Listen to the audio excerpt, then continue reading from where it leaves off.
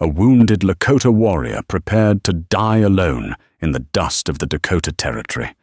He never expected his salvation to come from a 6-year-old white settler girl. But the real shock wasn't her kindness. It was the silver locket around her neck. A locket that carried the face of the woman who broke his heart 10 years ago, and a secret that would change history.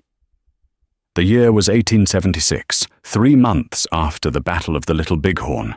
The Dakota Territory was a powder keg, and Chayton was the spark trying to fade into the ash. Chayton, a warrior of the Oglala Lakota, lay flat on his belly in the high swaying grass, his breath coming in shallow, ragged hitches. The bullet from the bounty hunter's Winchester had taken a chunk out of his side, just above the hip. Every beat of his heart pumped fresh fire through his veins. He wasn't afraid of dying. He had made his peace with the Great Spirit long ago. But he hated the idea of dying here, on the edge of a sodbuster's wheat field, miles from the sacred Black Hills. The sun was beginning to dip, painting the sky in violent shades of bruised purple and blood orange. Chayton gripped his knife, his knuckles white. He could hear the heavy thud of hooves in the distance. Silas Vance and his posse were relentless. Vance wasn't a lawman. He was a butcher who collected scalps for government bounties, regardless of whether the victim was a combatant or a peaceful traveler. Chayton tried to crawl, dragging his numb left leg, but the world spun sickeningly. He collapsed near the edge of a weathered grey barn that leaned precariously against the wind. The smell of dry hay and manure filled his nose. He closed his eyes, waiting for the end. "You're bleeding." The voice was small, tremulous, like the chirp of a meadowlark. Chayton's eyes snapped open. His hand flew to his knife, but he didn't have the strength to lift it. Standing 3 feet away, peering through the stalks of barley, was a child. She couldn't have been more than 6 or 7 years old. She wore a faded calico dress that had been patched so many times the original pattern was lost. Her hair was a tangled mess of golden straw tied back with a piece of twine, and her face was smudged dirty. But her eyes, they were striking. A deep, soulful hazel that seemed too old for her small face. Chayton glared at her, trying to look fierce, trying to scare her away before she screamed for her father. "Go," he rasped, the English words tasting like copper in his mouth. "Run." The girl didn't run. She took a step closer. She looked at the dark stain spreading across his buckskin shirt. "My pa says Indians are devils," she whispered, her voice trembling, but her feet planted firm. "But devils don't bleed red like us." "Go," Chayton hissed, wincing as a spasm of pain doubled him over. From the farmhouse, a screen door slammed shut with the force of a gunshot. A man's voice, rough as gravel, bellowed across the yard. "Emily, you lazy brat! Get back here and scrub these pots before I take the strap to you." The girl, Emily, flinched. The fear in her eyes wasn't for the bleeding warrior in front of her. It was for the man in the house. She looked back at the house, then down at Chayton. In that split second, a decision crossed her face that no child should have to make. She dropped to her knees. "You can't stay here. Pa will see you from the porch. You have to get under the floorboards." "Why?" Chayton grunted, watching her with suspicion. "Because if Silas Vance finds you, he kills you," she said, showing a terrifying awareness of the violence of the frontier. "And if Pa finds you, he'll hold you down while Vance does it." She grabbed his heavy arm. She was tiny, frail even, but desperation gave her strength. Chayton knew she was right. If he stayed in the open, he was dead. Gritting his teeth against the agony, he allowed the child to guide him. She pulled loose a rotted plank at the base of the barn wall. It revealed a dark, musty crawl space used for storing root vegetables in the winter. "In," she commanded. Chayton rolled, falling into the darkness of the earth. The smell of damp soil enveloped him. He looked up as Emily shoved the plank back into place. Through the cracks, he saw her scramble to kick dirt over the bloodstains on the grass. "Emily!" The voice was closer now. The heavy bootsteps of the father, Jedediah Crouch, crunched on the gravel. "I'm here, Pa," Emily squeaked. "I was just chasing a rabbit." Chayton held his breath, his hand over his wound to stifle a groan. He could see the boots of the man through the crack in the wood. They stopped inches from where Emily stood. "Rabbit!" Jedediah sneered. There was the sound of a heavy hand striking flesh, a sharp thwack. Emily cried out, a small, stifled sound. "Stop wasting time. Vance and his men are riding through tonight. They're looking for a stray buck. You see anything, you holler, understand?" "Yes, Pa," Emily whimpered. "Get inside." As the footsteps retreated, Chayton lay in the dark, his heart hammering against his ribs. He had fought the cavalry, bear and starvation, but the sound of that man hitting the little girl made his blood boil hotter than it ever had in battle. He passed out, the image of her hazel eyes burning in his mind. Time became a fluid, feverish thing. Chayton floated in and out of consciousness. He dreamt of the greasy grass river, of the smoke of the encampments, and of a woman's laugh, soft and musical, that he hadn't heard in 10 years. When he woke, it was pitch black. The heat of the day had vanished, replaced by the biting chill of the high plains night. The pain in his side had settled into a dull, throbbing ache. He was thirsty, a thirst that felt like sand in his throat. Above him, the plank moved. Chayton tensed, his hand searching the dirt for his knife. "It's me," came the whisper. A small hand reached down, holding a tin ladle. "Water." Chayton pulled himself up, ignoring the protest of his torn muscles, and drank greedily. It was cool and sweet. "Thank you," he whispered. "I brought bread," Emily whispered. She broke off a chunk of hard cornbread and handed it down, and some rags for the bleeding. She slipped through the opening, dropping lightly into the crawl space beside him. She lit a small, unparalleled candle, shielding the flame with her hand so the light wouldn't spill out through the cracks. The flickering glow illuminated her face. Her cheek was bruised purple where her stepfather had struck her. Chayton ate the bread slowly, regaining his strength. He looked at the girl.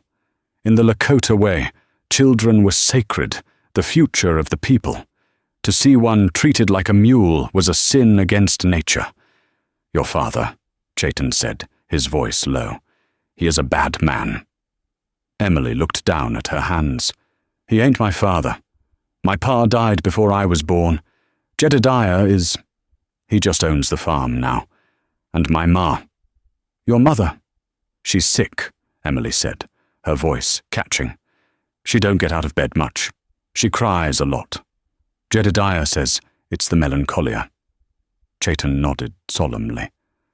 "Why did you help me, Emily?" She looked up, her hazel eyes reflecting the candlelight. She reached into the collar of her dress and pulled out a silver chain. "Because of this." Dangling from the chain was a tarnished silver oval locket. It was fine work, too delicate for a poor farm girl. It caught the light and spun slowly. "Ma gave it to me. She said her heart is locked inside it," Emily explained. "She said she loved a man once, a long time ago. A man who was brave and free. She said he looked like the men in the drawings in the newspapers. Like you." Chayton felt a cold chill that had nothing to do with the night air. He stared at the locket. The etching on the silver. It was a pattern of 3 distinct feathers intertwined with a rose. His breath stopped. He reached out, his hand shaking. "May I?" Emily hesitated, then leaned forward. Chayton touched the cold metal. He didn't need to open it to know what was inside, but he had to be sure. He pressed the tiny latch. The locket sprang open. Inside, there was no miniature portrait.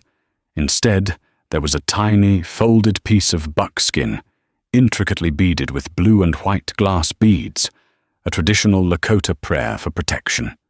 And etched into the silver on the opposite side was a date, July 4th, 1866, and a single name, Sarah.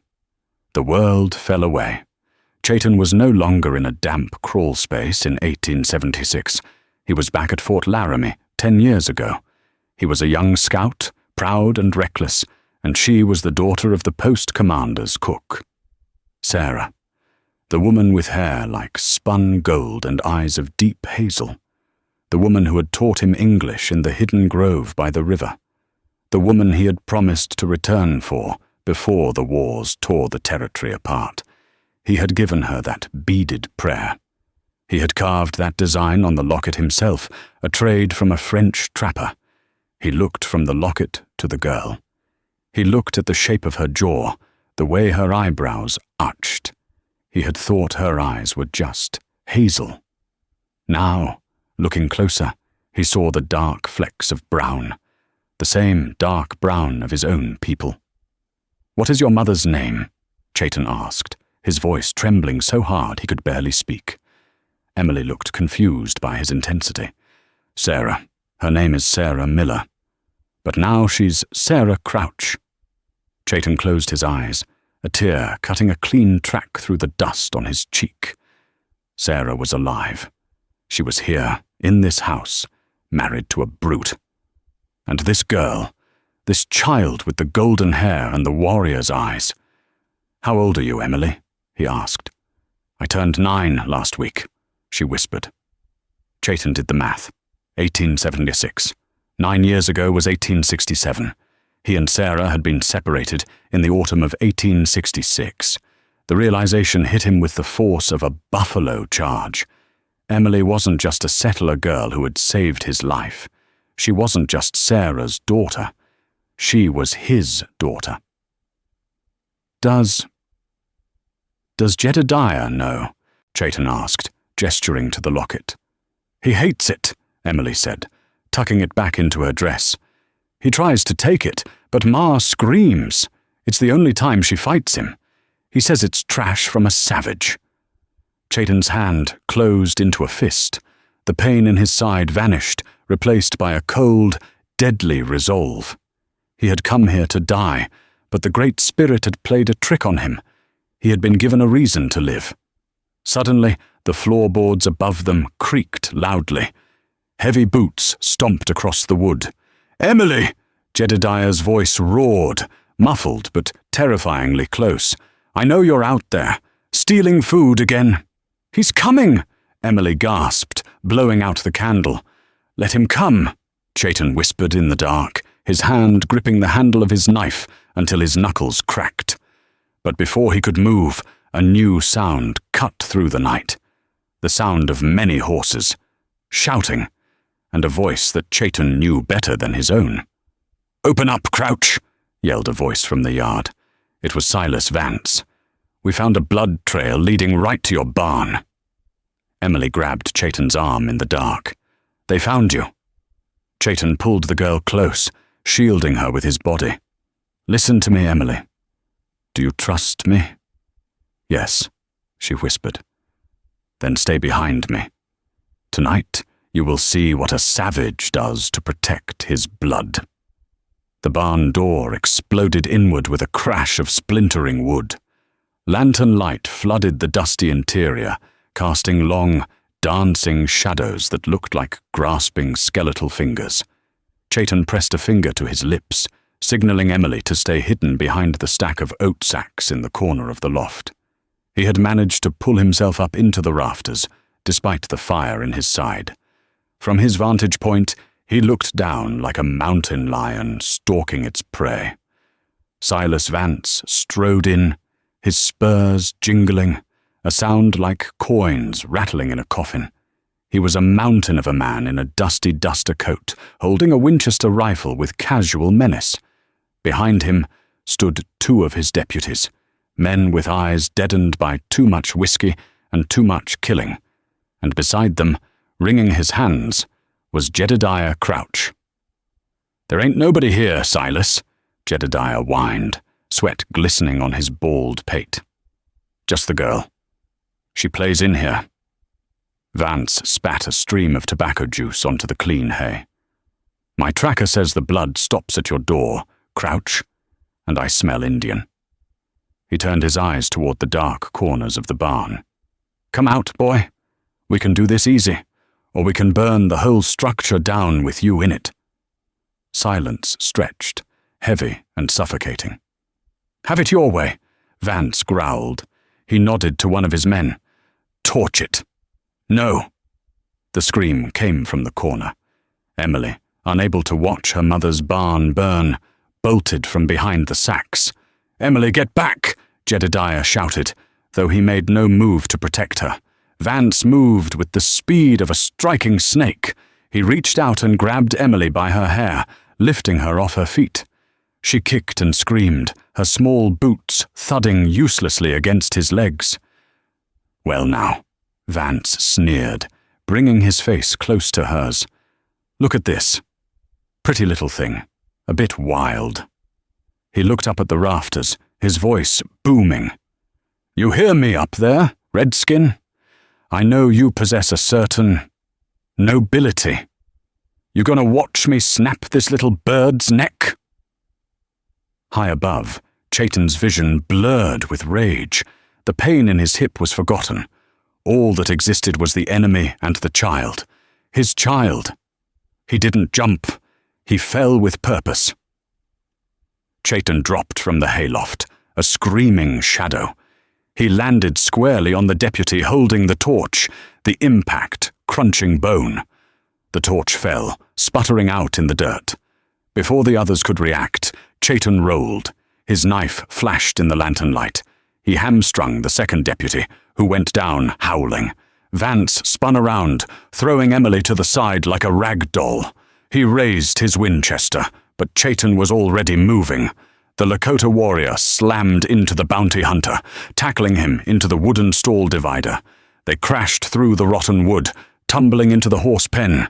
The rifle skittered away. Vance pulled a Bowie knife from his belt, slashing wildly. He caught Chayton's arm, opening a fresh gash, but Chayton didn't flinch. He head-butted Vance, the sound of breaking cartilage echoing in the barn. "You should have stayed in the hills," Vance wheezed, spitting blood. "You should have left the child alone," Chayton snarled. But the fight had drained Chayton's last reserves. His wound had reopened, soaking his leggings. Vance, sensing the weakness, kicked Chayton hard in the gut, sending him sprawling into the manure. Vance scrambled for his dropped rifle, leveling it at Chayton's chest. "Goodbye, savage." Click. The hammer fell on an empty chamber. Vance cursed, racking the lever. That split second was enough. Emily, who had crawled into the shadows, threw a heavy pitchfork with all her 9-year-old might. It didn't hit Vance, but it clattered loudly against the stall, startling him. Chayton lunged, driving his own knife deep into Vance's thigh. The bounty hunter roared, dropping the gun. "Run, Emily! To the house!" Chayton commanded, staggering to his feet. He grabbed the Winchester and limped out of the barn, dragging Emily by the hand. They burst into the cool night air, the moon high and bright. But escape wasn't that simple. Standing on the porch of the farmhouse, silhouetted by the yellow light of the kitchen, was Jedediah Crouch. He held a double-barreled shotgun, aimed squarely at them. "I knew it!" Jedediah spat, his voice trembling with a mix of fear and malice. "I knew she was one of yours. The way she looks, the way she defies me." "Put the gun down, Jedediah," Chayton said, pushing Emily behind him. "I ain't losing my farm because of you," Jedediah yelled. "Vance promised me $500 for your scalp. That pays the mortgage." The betrayal hung in the air, thick and rancid. Jedediah hadn't just been passive, he had sold them out. "You sold a man's life for paper?" Chayton asked, his voice calm, deadly. "I'd sell my own soul to keep this land." Jedediah cocked the hammers. Then, The screen door behind Jedediah creaked open. And a woman stepped onto the porch. She wore a thin white nightgown, her golden hair streaked with grey, but her hazel eyes were fierce. It was Sarah. She held a heavy cast-iron skillet in a trembling hand. "Sarah, get back inside!" Jedediah barked, his shotgun still trained on Chayton. Sarah ignored him. She stared straight at the wounded warrior in the yard. "Chayton?" she whispered. "I am here, Sarah," Chayton replied, his voice breaking. Jedediah laughed bitterly. "Ain't that sweet? A family reunion in hell. I'm gonna kill him, Sarah. Then I'll send that bastard brat of yours away for good." Sarah's expression hardened. The fear vanished, replaced by a mother's fury. "She is not a bastard," she said coldly. "She is the daughter of a king." Clang! With terrified strength, Sarah swung the skillet. It connected with the back of Jedediah's head. The shotgun discharged harmlessly into the night sky as Jedediah crumbled to the floorboards. "Ma!" Emily screamed, rushing up the stairs. Sarah fell to her knees, embracing her daughter, then reached out to touch Chayton's face as he limped onto the porch. "They told me you died," she sobbed. "I promised I would return," Chayton said. He looked at the locket on Emily's neck. "Our hearts were never lost." Suddenly, a bullet splintered the porch railing. Silas Vance was crawling out of the barn, dragging his wounded leg and firing his revolver wildly. "Inside! Now!" Chayton shoved them into the kitchen and kicked the heavy oak door shut, bolting it. "He has men coming," Chayton gasped, sliding down against the table. His side was a mask of blood. "There is a root cellar. Go. Go north to the agency. I will hold them here." "No," Sarah cried, grabbing his hand. "I lost you once. I am not leaving you again." "I cannot run, Sarah." "Pa, please," Emily begged, tears cutting through the dirt on her face. The word, "Pa," hit Chayton harder than any bullet. He looked at them, his family. He realized he couldn't die today. He had to live for them. "Help me up," Chayton gritted out. He grabbed a kerosene lamp from the table and smashed it on the floor by the door. As the oil pooled, he dropped a lit match. A wall of orange fire roared to life, consuming the entrance just as Vance's men began pounding on the wood. "The cellar!" Chayton commanded. They scrambled through the pantry and down the trapdoor. They moved through the damp, narrow tunnel, emerging hundreds of yards away in the dry creek bed, hidden by willows. Behind them, the farmhouse was a torch against the night sky. The fire consumed the mortgage, the abuse, and the misery of the past. Chayton whistled, a low, piercing sound. Moments later, his paint warhorse emerged from the tree line. He struggled to mount, his strength failing, but Sarah and Emily pushed him up, climbing on behind him. The horse took their weight without complaint. "Where do we go?" Sarah asked, wrapping her arms tight around his waist. Chayton turned the horse north, toward the grandmother country where the tribes were free. "We go home," he whispered. As they rode into the sheltering darkness, Emily held the silver locket tight. For the first time in her life, she wasn't afraid of what the sunrise would bring. They say love conquers all, but on the frontier, it takes bullets, blood, and fire to keep a promise. Chayton didn't just save a little girl that night. He saved his own soul. They vanished into the mists of history, a family reunited against the odds, proving that even in a land of war, the strongest weapon is a heart that refuses to forget. Did this story make your heart race? If you believe a father's love is worth fighting for, hit that like button and share this video with a friend. And don't forget to subscribe. We have more incredible tales of the Wild West coming next week. Comment warrior below if you made it to the end.